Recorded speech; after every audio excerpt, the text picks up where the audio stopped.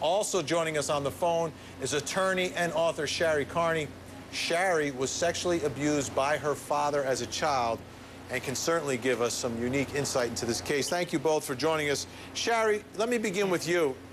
In this case, what Jose Baez, the defense attorney for Casey Anthony, said in his opening statement, he tried to describe and explain the actions of Casey Anthony, someone who he says was traumatized as a child by sex abuse at the hands of her father, and now when she has to deal with trauma as an adult, goes into a false reality, doesn't acknowledge this traumatic event that has happened. And in this case, he's saying it's the accidental drowning of his daughter.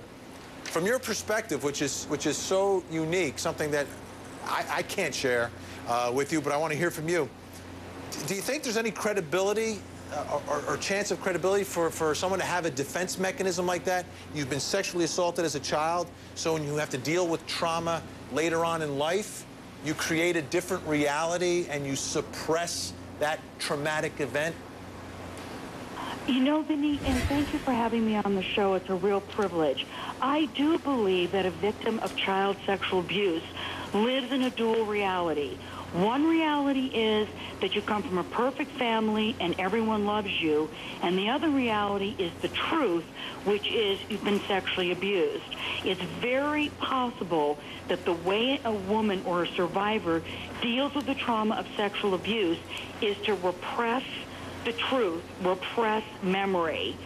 I'm not saying whether she did it or didn't do it, but the dynamic that you've described is very credible in terms of anyone who's undergone post-traumatic stress disorder, which child sexual abuse is.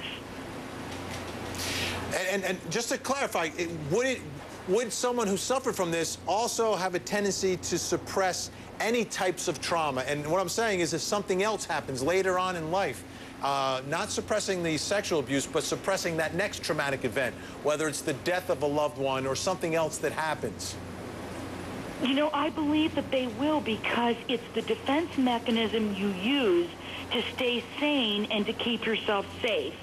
So I believe that any experience of trauma could be suppressed, or you could tell a different story about it, or you could lie about it, only because when you're traumatized as a child, in order to survive, you really have to create a different reality.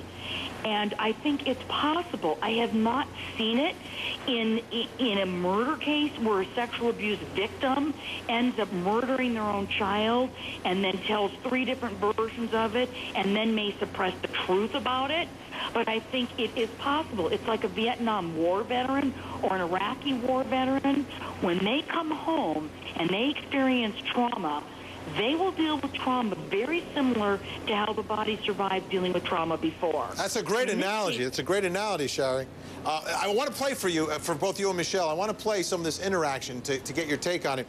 Here's Casey and George Anthony, and it's George Anthony, sort of apologizing to his daughter. I could have been a better dad. I want both of you to look at this back and forth, and then I want to get your take on it. Take a look. Just want you to know we miss you a lot. I know, I miss you guys too. Trust me, you've no idea. A better dad and a better grandpa, you know?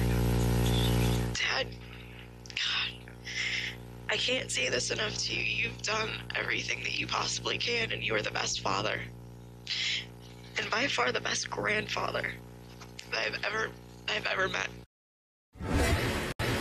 How about that, Shari? She's talking about a broken relationship, and we don't know necessarily why. I know what the defense will say. How about Casey Anthony reaching out and wanting to have, of all the people that she can have that personal contact with at this moment, she wants it to be with her father, the man that she says sexually abused her? And you know what, Vinny? You're always longing for the father you never had. You're always longing for this man who sexually abused you to be your rescuer, to actually love you. The relationships that cause you the most damage, the people that hurt you the most, create the most longing for connection, the most desperation for them to love you, protect you, take care of you. I'm not surprised by this, and I agree with Michelle completely. I'm not surprised that the person that she's turning to in her hour of trauma is, in fact, the person that did such extreme trauma and damage to her. Shari, did you reach out to your dad? You know what? I reached out. You know, my greatest sadness when my father passed away, and I held him in my arms, and he was crying, and I said, Dad, are you trying to say you're sorry? And he said, on his deathbed, I'm sorry. But that took a long time. But, you know, the person that sexually abuses you, also you have a very unique relationship with. Although it's one of abuse, it's also very powerful, that connection between abuser and victim. It's a very astounding dynamic. It's not that a child wants it, but it creates a specialness in the child, but it also creates so much longing for the kind of father that's going to love you and take care of you and not use you sexually and not abuse you. And what you do is you try to make the man that sexually abused you into the good father that loves you. And I think that's what we may be seeing here. Casey. I could see the defense making that argument. Shari, thank you so much for sharing your story with us. We really appreciate it.